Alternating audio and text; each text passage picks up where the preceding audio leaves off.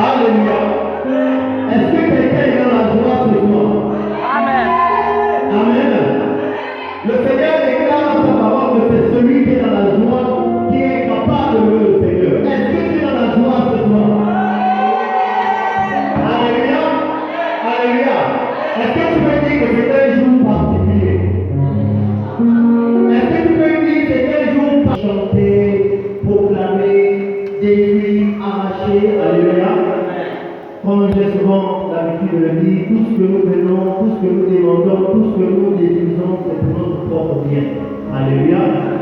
Et la parole nous enseigne que là où Dieu siège, c'est là où son peuple.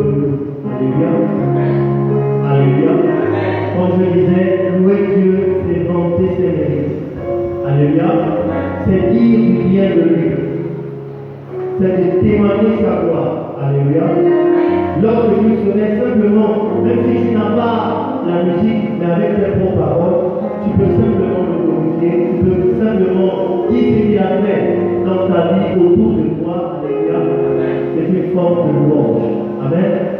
Et ce soir, je ne voudrais pas que nous puissions entrer dans ces moments, parce que le Seigneur nous enseigne qu'il y a 3 temps dans les mouvements, dans un culte. Alléluia. Il y a les parties, amen, où on reconnaît sa hauteur dans le ciel, alléluia. Il y a le lieu saint, et ensuite le lieu très saint, alléluia. Ce soir, je crois que nous sommes entrés dans cette partie, alléluia. Maintenant, tu vas encore aller un peu plus loin, alléluia. Tu vas encore monter, et cette fois-ci, tu vas entrer dans le lieu saint, amen. C'est le moment où tu vas commencer à le bénir. Tu vas commencer à le contempler, tu vas commencer à voir son amour qu'il a pour toi, avec reconnaissance. Alléluia. Alléluia. Tu vas regarder ni à gauche ni à droite, mais tu vas simplement te prosterner devant sa présence. Amen.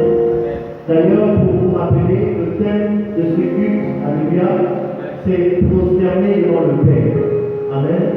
Et nous avons pris le texte de Apocalypse, chapitre 4, verset 11, 10 au verset 11, alléluia, où la parole nous enseigne que devant le trône de Dieu, les 4 vieillards se sont